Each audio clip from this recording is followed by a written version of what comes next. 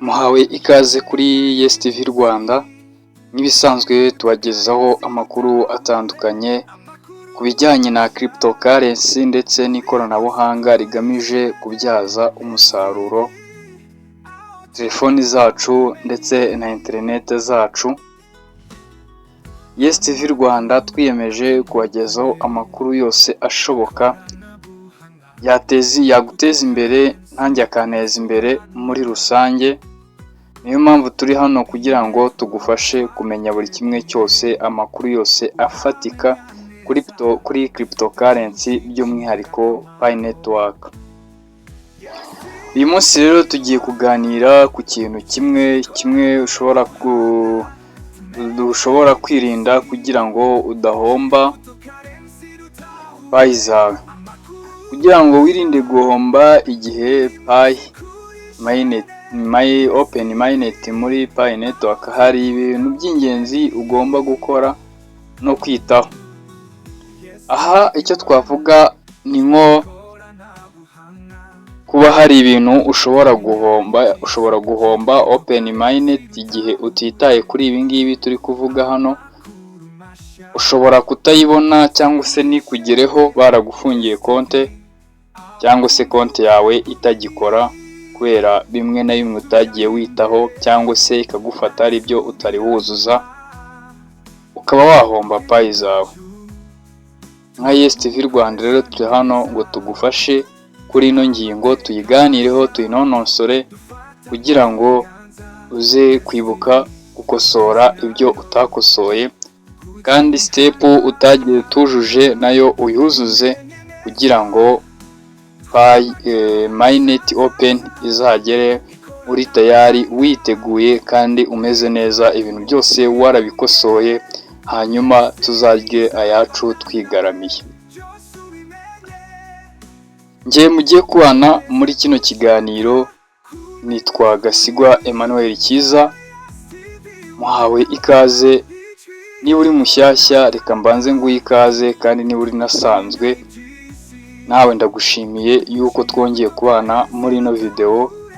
Muri abantu b'agaciro kuri njyewe, muri abantu b'ingenzi cyane.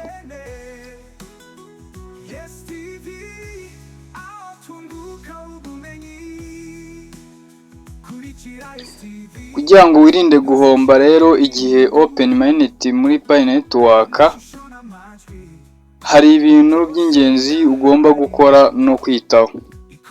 Bimwe muri ibyo nibyo tugiye kurebera hamwe. Ikintu cya mbere rero ugomba kuba wahitamo ni ukugenzura neza amakuru yawe ya KYC. Aha icyo ugomba gukora ni uko ugomba guhitamo gukora KYC hakiri kare, kuko ni igikorwa cy'ingenzi cyemeza ko uri umuntu w'ukuri muri Pi Network. Niyo mpamvu rero ugomba kugenzura yuko amakuru yose wujuje muri KYC ari yo, kuko ushobora kubyuzuza nabi ukicara uzi ngo byararangiye, Open Mainnet yagera ugasanga ntabwo igufashe, ukaba urahombye. Bimenye neza twubaka hazaza, ikoranabuhanga rikure mu bwigunge. Yes TV zabana nawe, ikoranabuhanga menya hitisi, cryptocurrency rutahure amakuru mashya buri munsi kuri shene Yes TV, aho tunguka ubumenyi, amakuru atandukanye, ikoranabuhanga. Uragenzura neza ukareba ko amakuru watanze ariyo. Bidasanze ariyo, baba baguhaye andi mahirwe yo kubikosora. Ni byiza yuko rero ugomba kwita kuri KYC, kuko iri muri bimwe bishobora gutuma uhomba Open Mainnet ikaba itakugeraho. Nyamuneka ikintu ugomba kucyitaho cyane cya KYC. Ikindi kintu cya kabiri ugomba kwitaho, ugomba kwitaho ndetse no gukosora. Kubika neza urufunguzo rwa wallet yawe. Iyo ushyira amafaranga yawe kuri wallet, urufunguzo rwawe rwihariye private key rugomba kuba rwizewe kandi rubitswe neza. Ntugomba kurutangaza cyangwa kurutakaza kuko nta buryo bwo kurusubiza igihe rwatakaye. Ahangaha ngira ngo muri kubyumva neza. Igihe urufunguzo rwa wallet yawe rubaye rutakaye cyangwa se ukarwibagirwa, nta yandi mahirwe abaho yo kurugusubiza. Ubuhombye burundu payi zawe, mbese na Open Mainnet nta kintu yakumarira. Aho ngaho ubuhiye ubukongotse. Niyo mpamvu key wallet yawe ugomba kuba uyibitsa ahantu. Nyamuneka ugomba kuyikopiya nk'ahantu byibuza ahake hatanu kuri email, ku gapapuro mu rugo, muri telefoni bisanzwe, mbese ukayibika ahantu ku buryo nuyiburira hamwe ahandi uzayihasanga. Ndizera ko icyo cyumvikanye rero. Niba utabihaga agaciro ukaba utabyitagaho, ni igihe cyo kubyitaho no kubikurikirana kandi ukabikosora neza, ibintu byawe byose bikaba biri ku murongo. Ikindi cya gatatu ni ukwiga gukoresha neza wallet. Menya uburyo bwo kohereza no kwakira Paycoin ukoresha wallet yawe mu buryo utagushora mu makosa nk'aya kwibeshya ku makuru yo mu koherezwa cyangwa gukora transfer itari ngombwa.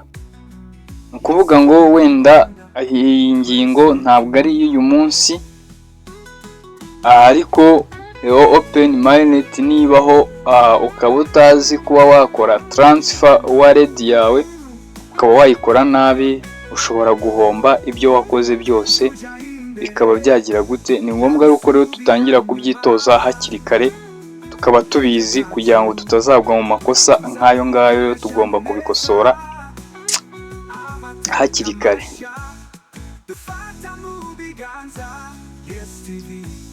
Ikindi cya kane rero ugomba kumenya cyangwa se gukosora, guhitamo neza ibikorwa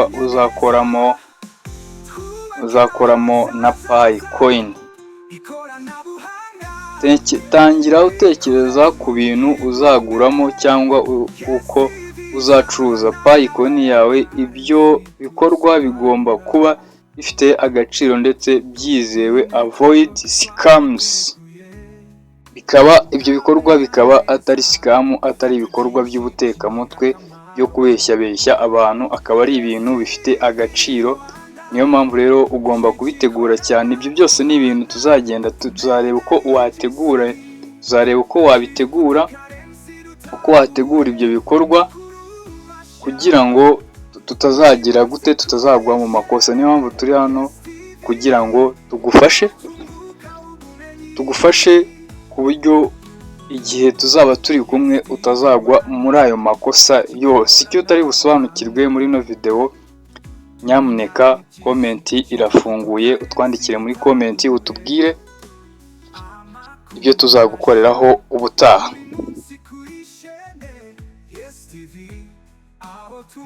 Ikintu cya gatanu, kurinda konti yawe umutekano. Ibi hari abantu batabyitaho. Koresha password ikomeye kandi ntugashyiremo amakuru yawe ahantu hose hatizewe. Hagarika ibikorwa byose bidasobanutse cyangwa amalinki y'amakorano. Ahangaha rero kurinda umutekano wa kode yawe nuko ugomba kwirinda ibintu bya hato na hato. Aha twavuga nk'amalinki, ibintu nk'ibyo ngibyo, ibikorwa bidasobanutse byose ukabyirinda, bizatuma uha konti yawe umutekano uhagije. Ikintu cya gatandatu twavuga, kwitegura ibiciro bihindagurika. Kumva ko ibiciro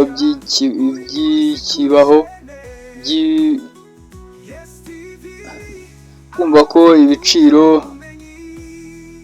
bya payi bishobora kuzamuka cyangwa bikagabanyuka, kandi wirinde gukora ubucuruzi bushingiye ku mutima. Iki ngiki cyo ndatekereza cyo ntabwo iyi step wenda twe twayigiraho iri kosa ntabwo warigwamo kubera yuko ntabwo biragerwaho.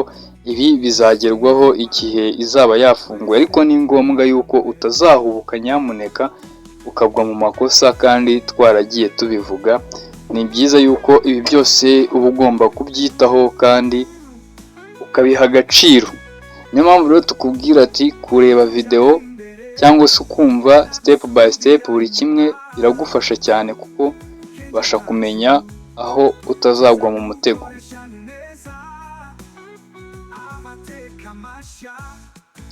Ikintu cya karindwi rero ni ukumenya neza ibyo Pi Network yemerera n'ibyo itemerera. Sobanukirwa uburyo urwego rwa UNTIL rikora muri Pi Network, urugero nk'udushya twa app zakozwe ku murongo wayo.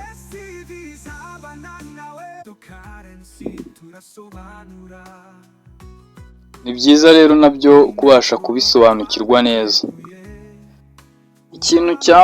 Ikintu cya munani rero, kwiga ku masoko ya crypto.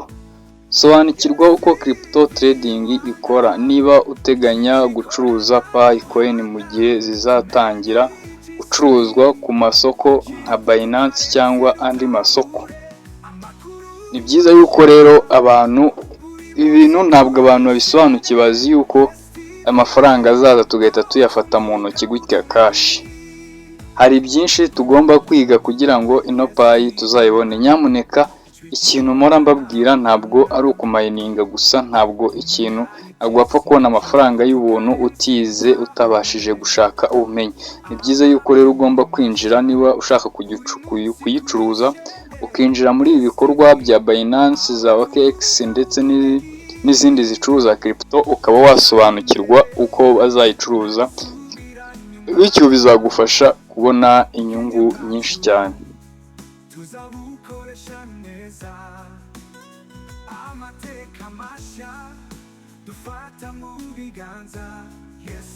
Ikindi cya 9, kwitondera amasezerano y'amasoko yo gucuruza Pi coin.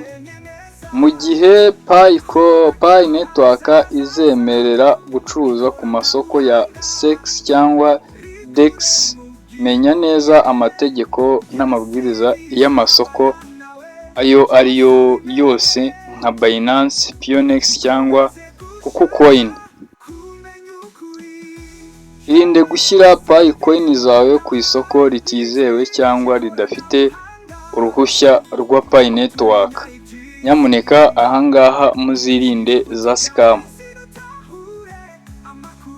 kuko hano ushobora kubihomberamo. Ni byiza yuko uzagomba ukabanza kugenzura igihe ahangaha ni igihe izaba yafunguye. Uzagomba kwitondera amasoko Pi Network izashyiramo ino coin yayo kugira ngo izemerera kuba twayicuruzamo. Hano hazahita havukamo za scam nyinshi, niyo mpamvu hazamo kwitonda cyane.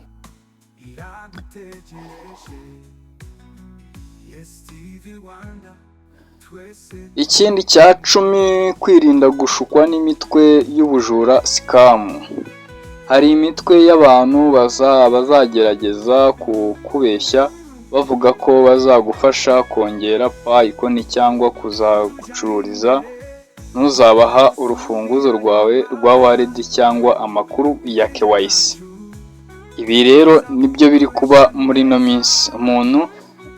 Hari video ziri gucicikana kuri YouTube, umuntu akubwira ngo uburyo ngashobora kukongerera ngo Pi zawe ngo zikiyongera. Nyamuneka n'ubujura. Ibi bintu icyo nakubwira byo ni ukubyirinda ukabigendera kure, kuko hato bizaguta mu mutego wo kubura byose. Ikindi ni uko ugomba guhisha amakuru yawe ya KYC cyangwa se wallet. Niyo mpamvu nanjye mu gukora video yo gufungura KYC ntabwo ntigize ngaragaza step yuko ndi kubikora, ahubwo nabikoresheje mu nyandiko kugira ngo nawe abe ariyo nzira uzabikoramo ujya gusobanurira umuntu, cyangwa se nawe uzagendere kuri iyo nyandiko, kuko byagorana kubona umuntu ubikora abikwereka uko biri kugenda bikorwa.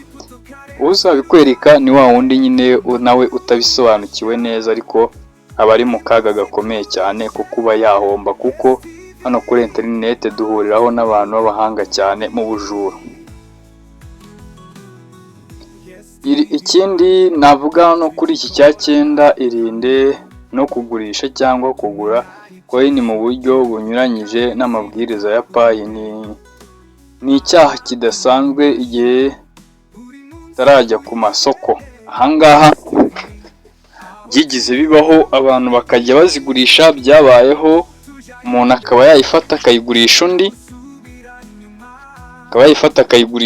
undi, Pi ziwe, ariko ubu ngubu byarahindutse, amategeko yaravuguruwe, ushobora kuyimugurisha, yego bishobora gukunda, ariko ni amakosa akomeye cyane, ushobora guhita uhomba cyane. Nyamuneka rero iki kintu ugomba kugikosora. Niba wabitekerezaga ari ukuntu umuntu akubeshyabeshya akakubwira ati ngurisha Pi zawe ngo amafaranga ya naya, byabagaho.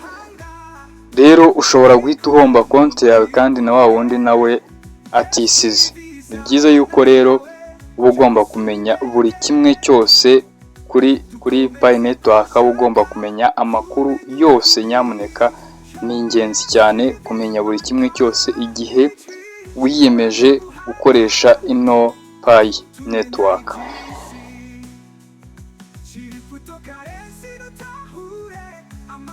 Ikindi cya 11 ni ukwagura ubumenyi bwa tekinike kuri blockchain.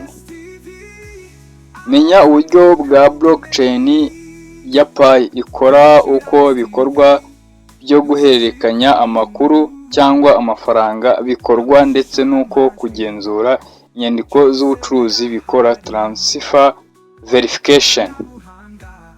Ahangaha rero abantu basanzwe bakora ibintu bya crypto cyangwa basanzwe bazicuruza ibi ngibi bahita babyumva vuba cyane.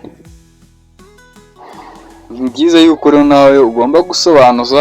Nyamuneka ntabwo twagenda dusobanura ikintu cyose uko kiri akantu ku kandi, ariko ushatse watwandikira muri comment tukazagusobanura hano ku ngingo imwe wifuza utasobanukiwe, tukazayisobanura yihariye ukwayo, kuko ni birebire.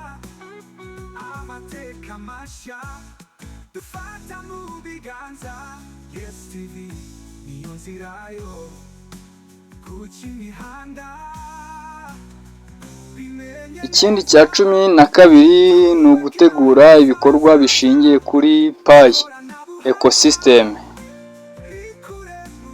Tekereza ku bikorwa cyangwa serivisi ushobora gutangiza ugakoresha Pi coin nko mu buryo bwo kwishyura niba ushaka kungukira ku mahirwe ya Pi Network. Injiza mu mishinga yemewe nka Pi Network mu rwego rwa utility app. Ibi bizongera agaciro ka Pi zawe muri Pi coin zawe. Nyamuneka izi ngingo zose twagiye tuvuga nta harimo ibitari iby'uyu munsi, ariko ni byiza kuba wabimenya kare kugira ngo baza open minded izaze uri professional muri bino bintu byose twagiye tuvuga, nta na kimwe kikwisobye. Niyo mpamvu twavuze ati icyo udasobanukiwe wahatubwira tukakigusobanura by'umwihariko, kuko urabona bino byose buri kimwe bigoranye ko twagikorera video, ariko iyo umuntu atwandikiye muri comment umwe muri babiri turayitegura ukwayo.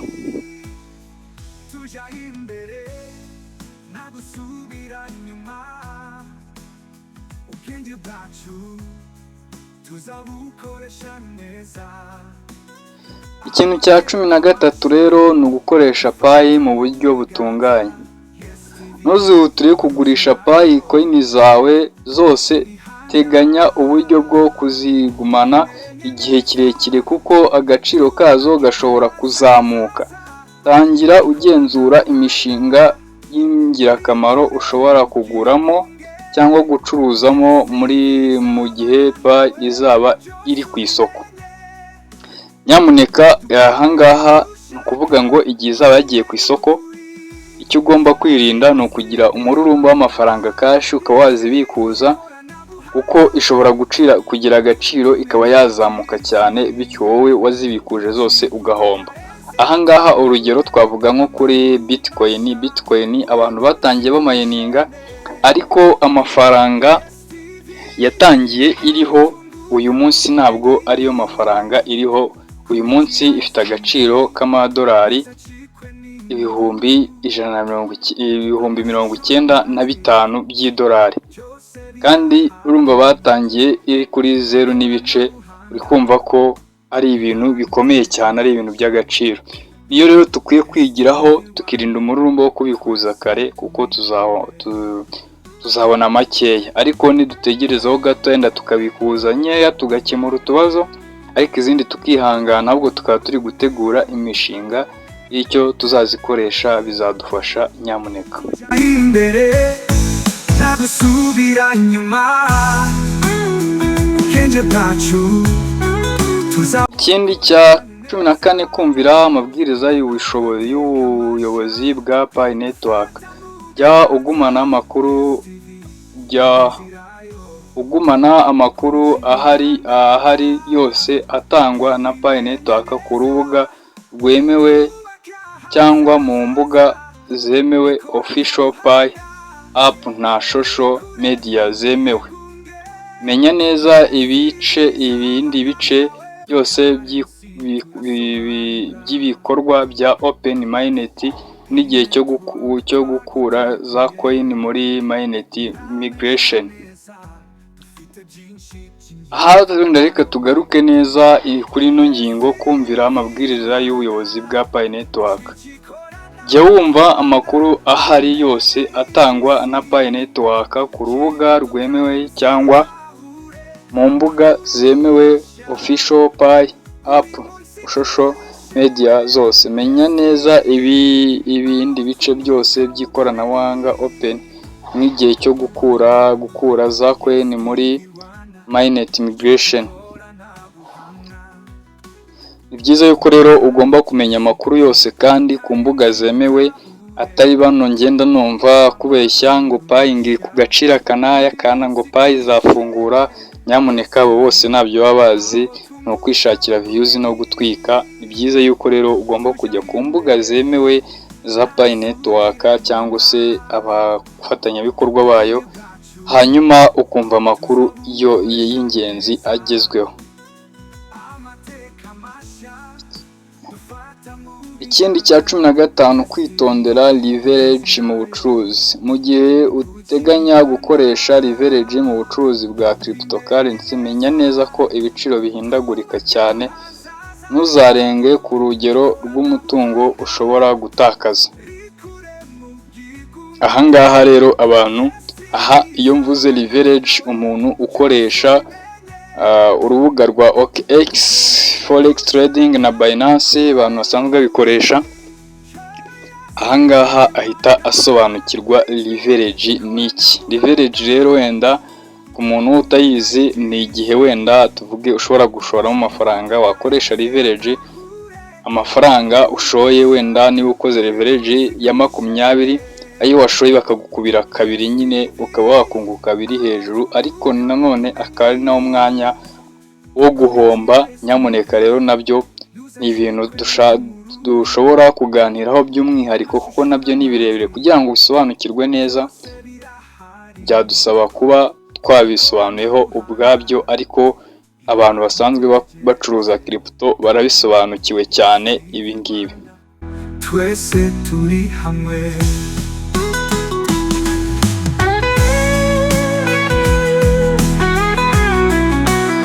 Naho ikindi cya 16, ushaka umujyanama mu by'amasoko ya crypto.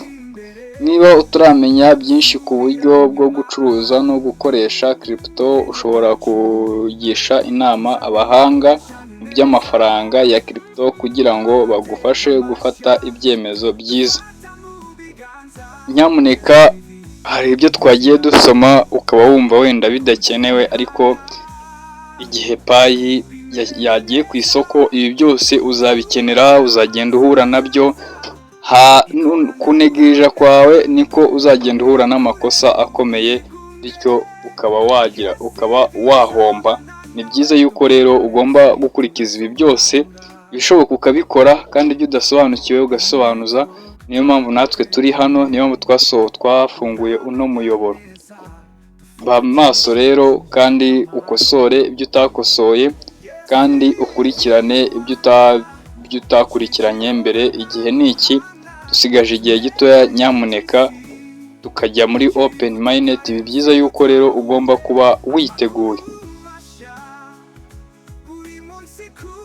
Reka dusoze rero tubashimira, murakoze cyane bantu bacu mwese mukomeje gushyigikira Yes TV Rwanda, muri intwari rwose, kandi urukundo rwanyu ni rwo rutuma dukomeza gukora uko dushoboye ngo tubagezeho amakuru meza kandi afasha cyane cyane ku bijyanye na cryptocurrency, Pi network n'ibindi bisobanura by'ingirakamaro.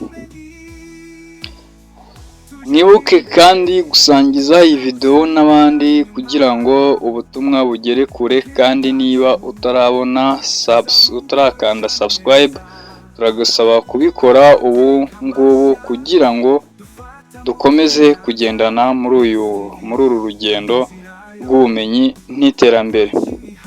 Murakoze cyane. Muri twe kumwe na Yes TV, muri kumwe na Yes TV Rwanda, twubake ahazaza habereye buri wese. Imana ibahe umugisha. Ciao, duhure muri video zitaha. Nyamuneka andika muri comment icyo ushaka muri zino ngingo, tuzagusobanuraho ubutaha, tuzabivugeho by'umwihariko. Iyo utasobanukiwe, turi hano ngo tubafashe. Ciao. Tumenya iby'isi, cryptocurrency dutahure amakuru mashya buri munsi kuri chaine Yes TV, aho tunguka ubumenyi. Kurikira Yes TV, ntuzacikwe n'inkuru, amashusho n'amajwi byose birahari. Ikoranabuhanga iragutegereje. Yes TV Rwanda, twese turi hamwe.